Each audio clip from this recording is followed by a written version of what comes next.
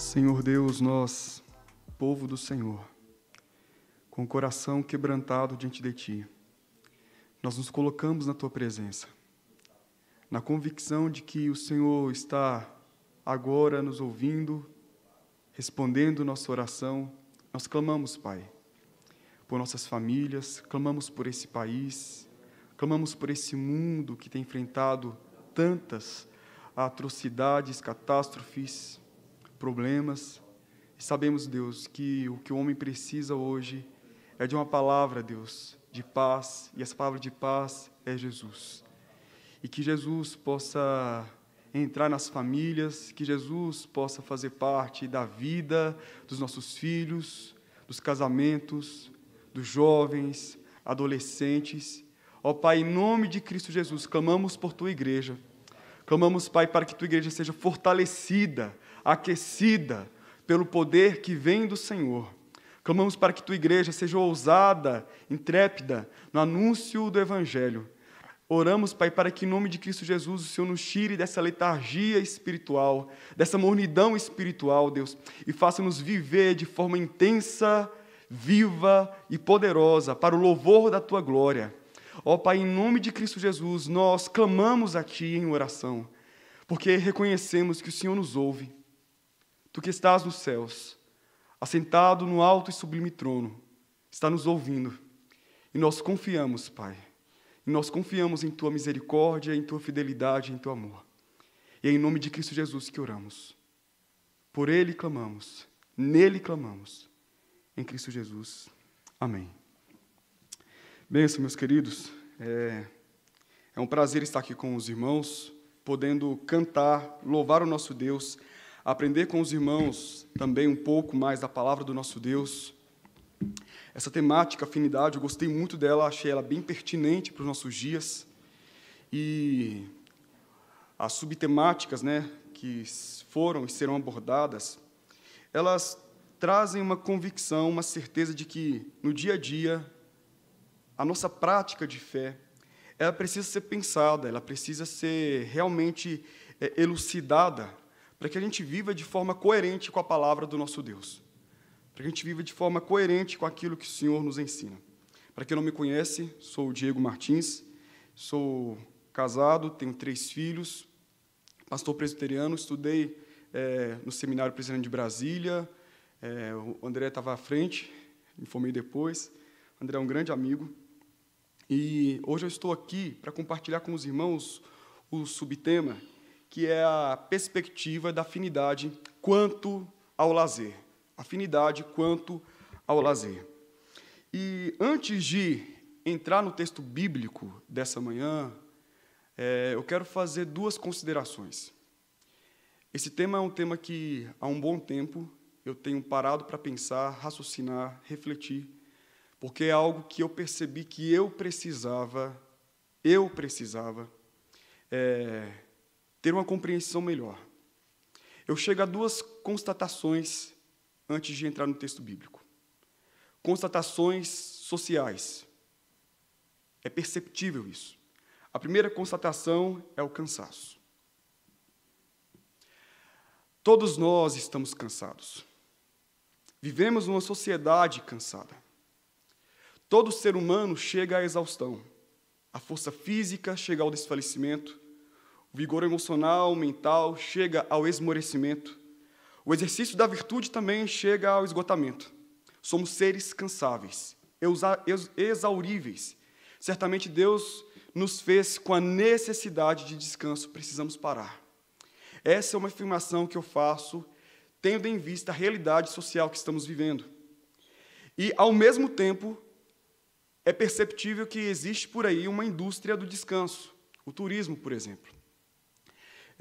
Só no Brasil, no ano de 2020, movimentou aqui 238 bilhões de reais nessa indústria do descanso. Em 2020, reduziu-se para 55,6 bilhões por causa da pandemia, e há indicativos de um acentuado crescimento para esse ano. O que nos leva a pressupor que as pessoas estão em busca de viagens, elas gastam o seu dinheiro, gastam o seu tempo, para encontrar descanso. Foram convencidas de que, viajando, encontrarão descanso. Você pode pensar, mas é errado de viajar? Não, eu não estou afirmando isso. Estou afirmando que, muitas vezes, nós somos convencidos por essa sociedade pós-moderna de que o descanso será encontrado quando nós nos dermos o privilégio de uma viagem, de uma saída aqui e acolá. O descanso, no conceito popular, e aqui eu peço permissão para citar alguns pensadores seculares do que seria o descanso. Por exemplo, Rita Lee, em uma de suas músicas, ela afirmava sobre uma vida sossegada, servida de sombra e água fresca. Essa é a concepção do mundo, do que seria, então, esse descanso. Outro pensador pernambucano, Luiz Gonzaga, ele dizia: minha vida é andar por esse país para ver se um dia descanso feliz, guardando as recordações das terras por onde passei, andando pelos sertões e dos amigos que lá deixei. Então, na perspectiva dele, o descanso feliz é andar, é viajar, é conhecer. Outro pensador pernambucano também, Manuel Bandeira, poeta, ele dizia: quero ser feliz nas ondas do mar. Quero esquecer tudo. Quero descansar. Ou seja, descanso seria encontrado na sua concepção quando ele estivesse ali em frente à praia, tomando uma água de coco, refletindo um pouco sobre a vida, aí sim ele encontraria descanso. Sabe o que tudo isso nos traz à tona? Nos traz à tona uma perspectiva equivocada que nós temos a respeito de descanso. Reduzimos o descanso na crença que descanso é desfrutar temporariamente de um silêncio. Descanso seria para nós, de forma equivocada, o desfrutar temporariamente de uma solidão, uma solitude. Descanso, equivocadamente, é para nós o ato de desfrutar momentaneamente da recessão das nossas responsabilidades. Não, agora eu não farei isso, eu quero descansar. Agora eu não sou responsável por isso, eu quero descansar. Então, nós atraímos para nós, criamos em nossa mente conceitos, convicções a respeito do que é o descanso, que, de fato, não expressa o teor bíblico do descanso. Infelizmente, criamos paraísos artificiais. Paraísos artificiais são paraísos hedonistas, oásis da vaidade, onde nós buscamos, de alguma forma, preencher o nosso ego com pseudos e falsos descansos, experiências que nos trazem mais cansaço e dor. E paraísos artificiais geram descansos artificiais. O descanso planejado pelo homem, o descanso comprado pelo homem, na verdade, e é essa concepção que eu tenho, trata-se mais de uma pausa, de uma interrupção, de um intervalo, de uma suspensão temporária da dor e dos problemas.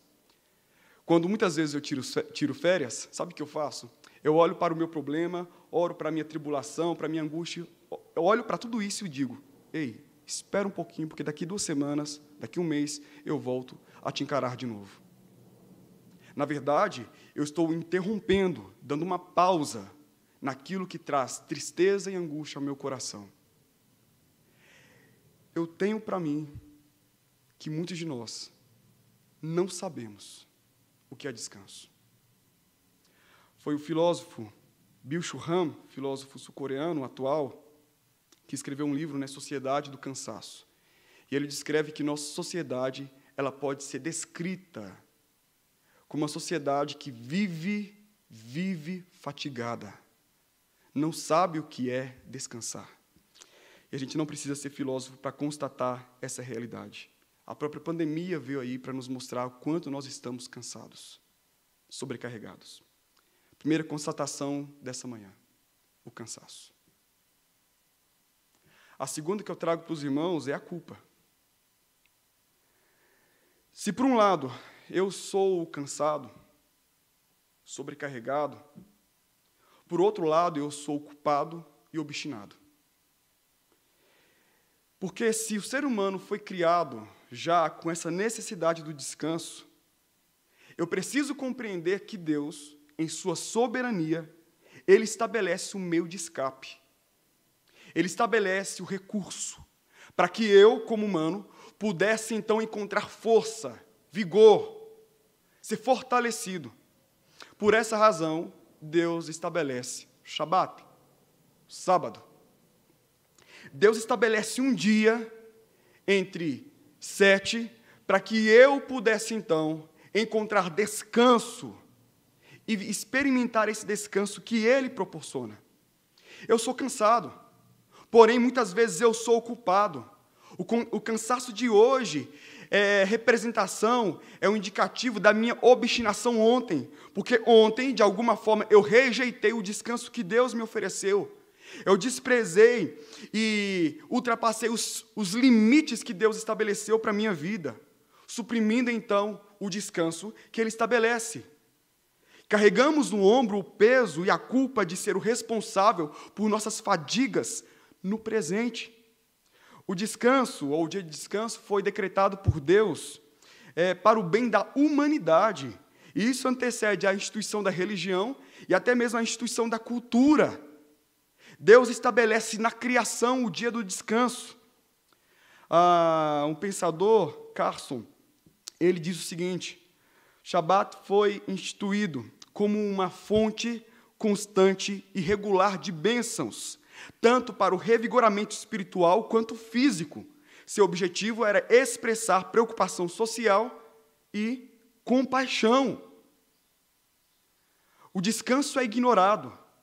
Um filósofo, Oswaldo Giacoya Jr., ele destacou algo interessante sobre nosso contexto atual. Ele diz assim: a civilização barbarizou-se por falta de tranquilidade. A civilização atual barbarizou-se por falta de tranquilidade. Há excesso de trabalho, escassez de tempo e acúmulo de exaustão. Há excesso de trabalho, escassez de tempo e acúmulo de exaustão. E olha o grande equívoco que vivemos. Almejamos o descanso, mas não temos tempo real para o descanso. Almejamos o descanso, mas não separamos o tempo para esse fim. Nós temos o dia que Deus determinou. O domingo, Shabat cristão. E diante dessa realidade, ou dessas duas realidades, nós paramos para pensar um pouco sobre a nossa afinidade. Quando paramos para pensar no lazer, o lazer tem o seguinte significado: corresponde a um dia, a um período, a um tempo de folga, passatempo, ócio, descanso, distração ou entretenimento de uma pessoa. Eu parto do pressuposto que lazer, ele está, se você entende lazer apenas como diversão, ele está dentro desse grande escopo que é o descanso estabelecido por Deus. Nós vamos hoje meditar um pouco a respeito de como viver esse descanso para entender o lazer. De como viver esse descanso para viver com eficácia esse lazer que Deus nos deu. Eu convido os irmãos a abrir a palavra do Senhor em Marcos, capítulo 2. Evangelho segundo Marcos, capítulo 2.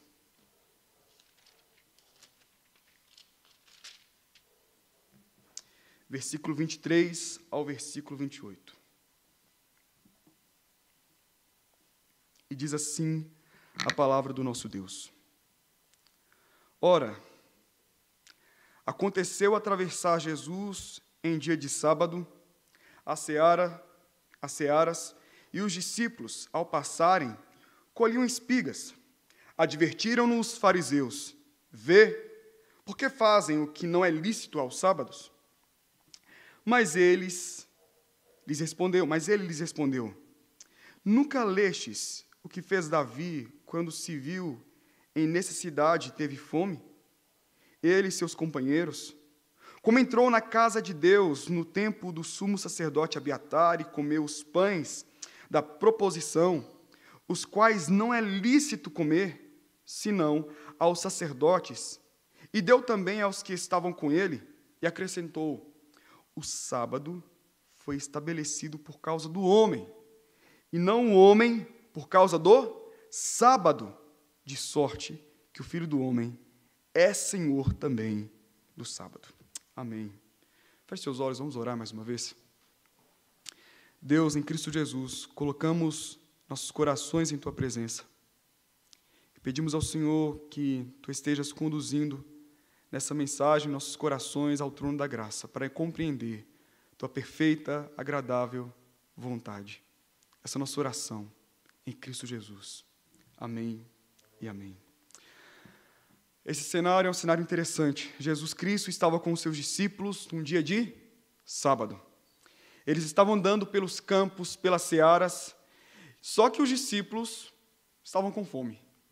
E Jesus, percebendo a fome dos discípulos, eles passam ali na seara, começam a colher algumas espigas para saciar, então, a fome que todos eles tinham. Os fariseus que estavam ali por perto, observando toda aquela cena, aproximaram-se de Jesus e começaram a questionar a atitude deles no sábado. E a grande questão aqui é lícito fazer isso que vocês estão fazendo no sábado? Essa é a tensão da história. E antes de responder aquela questão, nós precisamos entender que não houve aqui nenhuma quebra de mandamento. Não houve. Naquela época, segundo a prescrição de Deuteronômio capítulo 23, 25, qualquer pessoa que sentisse fome poderia entrar naquela propriedade do outro, colher as espigas com a mão, não poderia usar nada, nenhum instrumento, com a mão, alimentar-se e sair. Não precisava. E isso era pertinente. Todos poderiam fazer isso. Era pertinente naquele contexto. Então, não houve uma transgressão ao entrar na propriedade particular, a colher do fruto, não. O que os fariseus queriam julgar naquele momento é que não se poderia fazer aquilo no dia de sábado. Observa-se que o sábado era um pilar da fé judaica. O sábado era um pilar da fé judaica. Tratava-se de uma das instituições mais importantes na fé religiosa judaica. O sábado era observado e guardado com rigor máximo. O máximo rigor era aplicado na observância do sábado.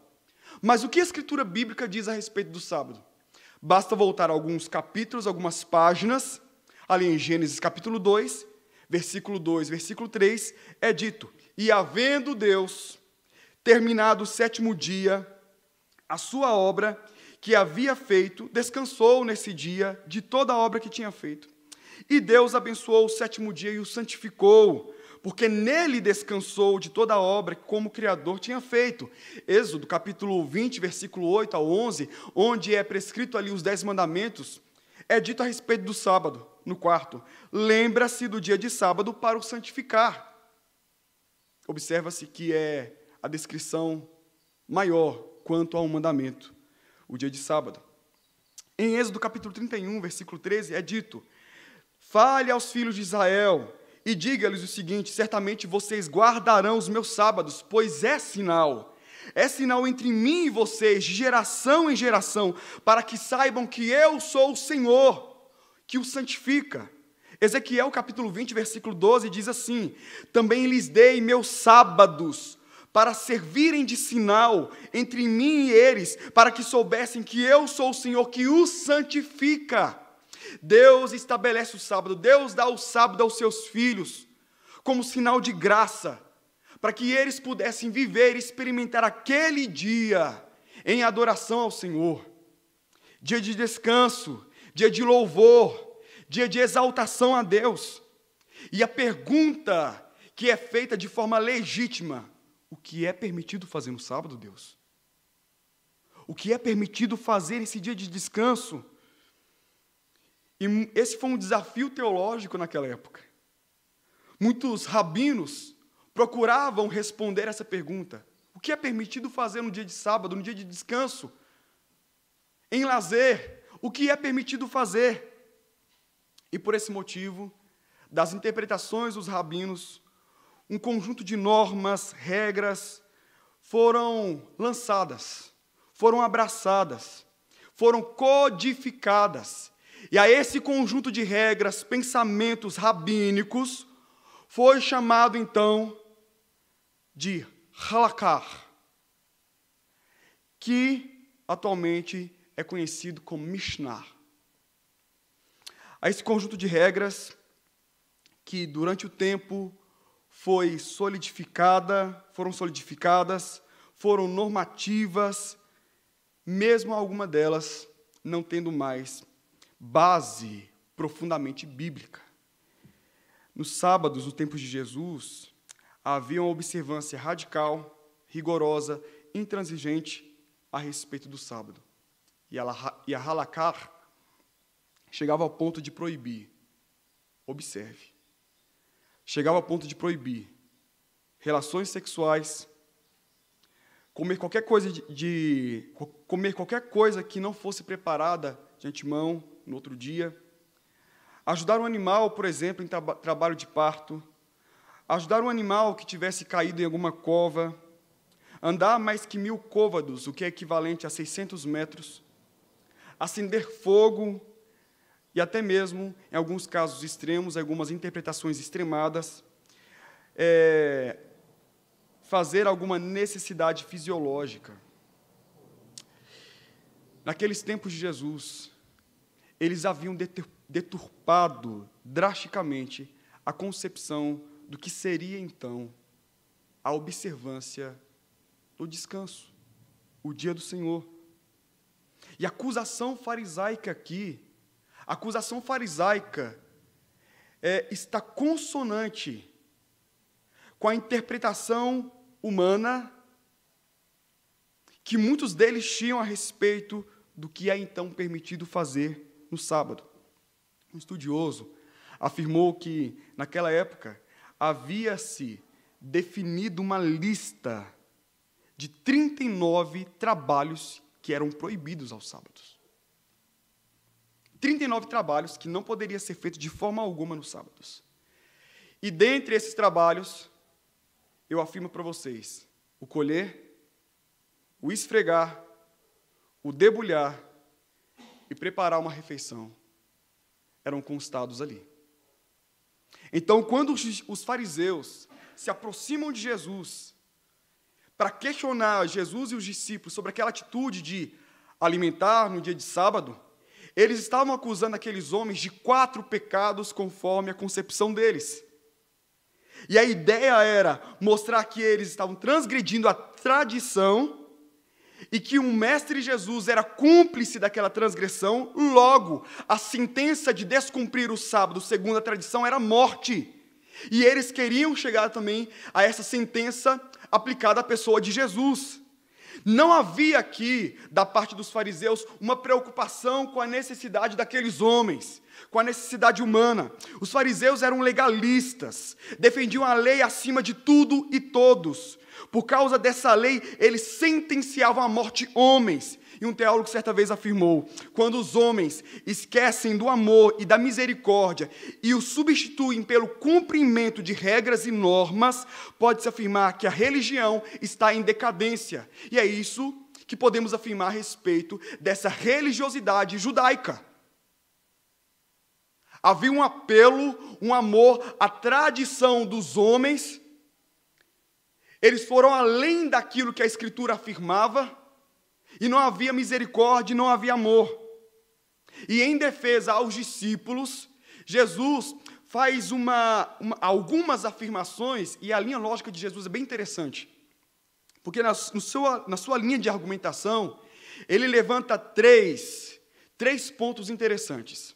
Aqui em Marcos, só um adendo aqui, aqui em Marcos nós temos apenas 2 considerações de Jesus. Mas levando em consideração que esse mesmo texto é encontrado em Mateus, Marcos e Lucas, eu faço também referência a esse texto conforme a observação de Mateus. E na linha de argumentação de Jesus, Jesus usa o exemplo de Davi, Jesus usa o exemplo dos sacerdotes e Jesus cita o profeta Oséias. Cada um por sua vez. Quando Jesus cita o exemplo de Davi, ele está fazendo uma referência a 1 Samuel, capítulo 21, do versículo 1 ao versículo 6. Jesus fala que Davi, certa vez, ele entra ali no tabernáculo, ele e seus homens estavam com fome, e eles então comem dos pães da proposição que somente os sacerdotes poderiam comer. E na ênfase de Jesus, nessa linha de argumentação de Jesus, o que Jesus está afirmando é que Davi não foi rejeitado, questionado, por ter comido aquele pão.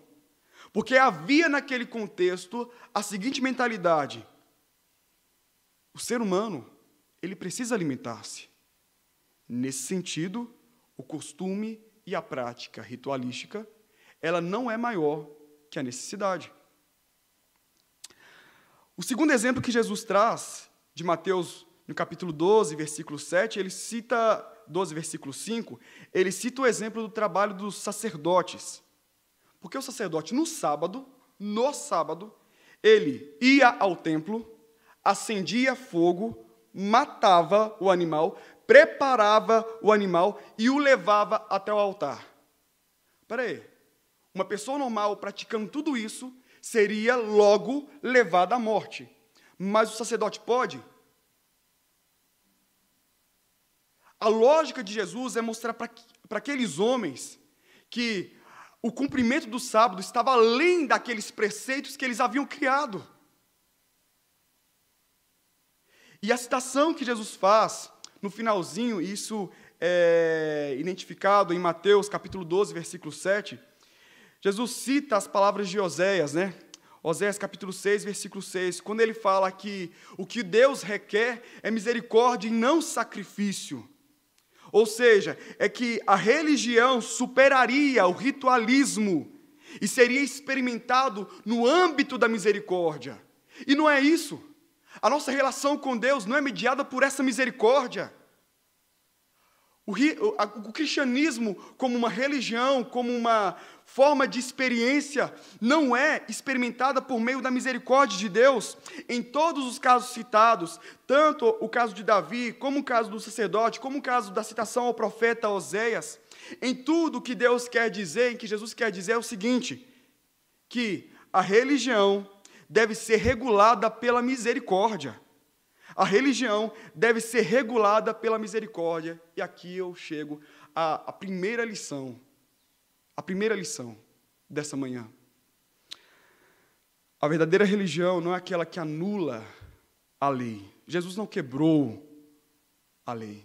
Jesus não quebrou o Shabat. Jesus curou no sábado. Jesus ensinou no sábado. Jesus alimentou no sábado. Obviamente, Jesus não hesitou em seu ministério aqui passar por cima de todo o legalismo e excesso que obscureciam o verdadeiro significado do Shabat. Porque Jesus queria ensinar para mim e para você, para os seus discípulos, que não há Shabat para mim, não há descanso para mim, não há lazer para mim, se o outro está ferido, se o outro está cansado, se o outro está vivendo em sua cova, em sua angústia. Não há Shabat para mim.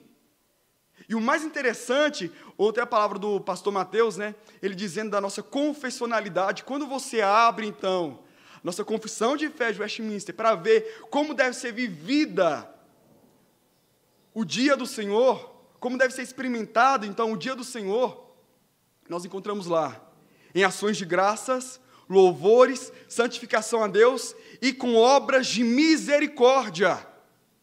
Com obras de misericórdia. Só que muitas vezes, quando eu paro para pensar no descanso, no lazer, eu tenho uma perspectiva hedonista, egoísta. Prazer para mim, descanso para mim, lazer para mim é uma tarde de domingo assistindo Netflix. É viver um dia onde eu posso dar vazão a toda a minha vontade, todo o meu desejo, a tudo aquilo que eu desejo e almejo. Vazão à carne, quando na verdade Jesus está dizendo, o dia do Senhor, O Shabat deve ser vivido de forma intencional a demonstrar misericórdia àqueles que sofrem. Não há Shabat para mim. Não há descanso para mim. Se o outro está dentro de uma cova, uma vala profunda, se o outro está perdido no caminho, e eu passo como um fariseu, eu passo como um sacerdote, eu passo como um levita na frente daquele, e não atendo, não recolho, não curo suas feridas, não há descanso para mim, se não há misericórdia. Meus queridos, eu entendo que muitas vezes, nós, Igreja do Senhor Jesus, nos tempos atuais, desconhecemos o que é descanso bíblico.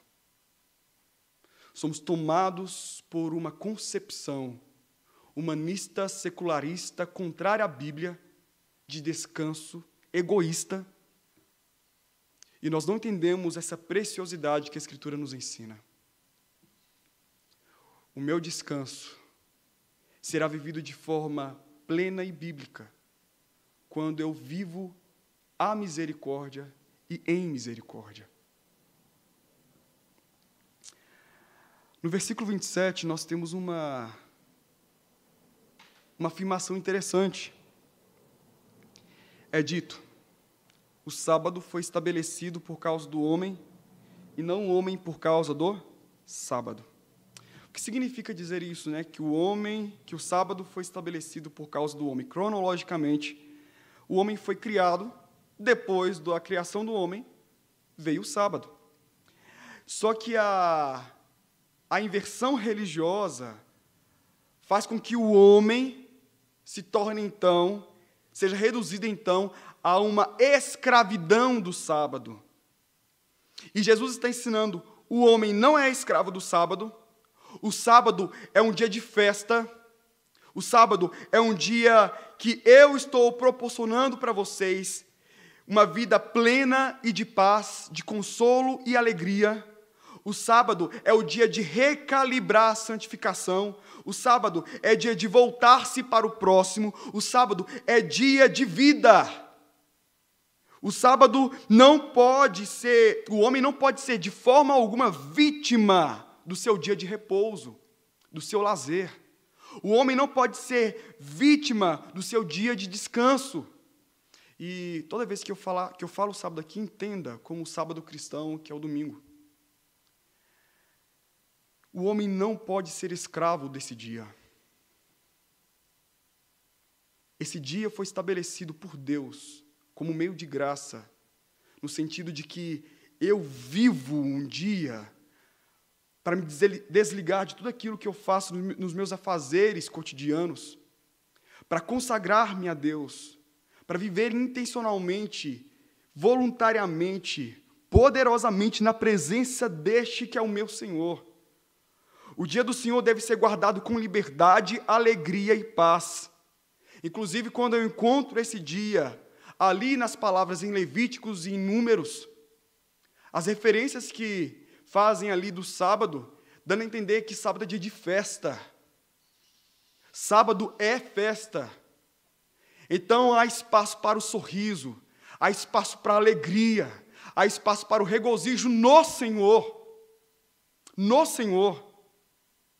E isso nos leva a refletir o segundo ponto, no versículo 28 aqui, onde Jesus diz: assim, o Filho do Homem é Senhor também do sábado. O Filho do Homem, Jesus Cristo, é Senhor também do sábado. Ele, e não os homens, têm poder para instituir o modo como deve ser experimentado o sábado. Ele estabelece o modo como deve ser observado o sábado. Ele, não o homem, tem autoridade para estabelecer princípios que governam os dias. Jesus é o Senhor também dos sábados, porque Ele é Senhor do templo, Ele é Senhor de tudo aquilo que foi estabelecido, Ele é o Senhor, Ele determina tudo. Portanto, é dito em Colossenses capítulo 2, versículo 16 e 17, portanto, não permitam que ninguém o julguem pelo que vocês comem ou bebem, ou com relação a alguma festividade religiosa, ou a celebração das luas novas, ou dos dias de sábado. Essas coisas são sombras do que haveria de vir. E olha a sublimidade do que é dito aqui. Essas coisas são sombras do que haveria de vir. A realidade, porém, encontra-se em Cristo. A realidade, porém, encontra-se em Cristo. Quer descansar, quer encontrar um sábado, viva a realidade, Cristo. Isso é descanso para mim e para você. O sábado, como um dia, na perspectiva do Antigo Testamento, é sombra de uma realidade factível para todos nós hoje. Cristo Jesus. Cristo Jesus. Eu aprendo essa segunda lição. Há descanso para nós. E esse descanso só pode ser encontrado na pessoa de Jesus. Foi por isso que ele afirmou lá em Mateus, eu convido os irmãos a abrir a palavra do Senhor. Mateus, capítulo 11, no versículo 28. Por isso Jesus afirmou: vinde a mim, todos os que estáis cansados e sobrecarregados, e eu vos aliviarei. Tomai sobre vós o meu jugo e aprendei de mim, porque sou manso e humilde de coração, e achareis descanso para a vossa alma, porque o meu jugo é suave e o meu fardo é leve. Você consegue ouvir Jesus dizendo isso para você? Vinde a mim, todos os que estáis cansados e sobrecarregados, e eu vos aliviarei. Jesus, ele é descanso para nossas almas.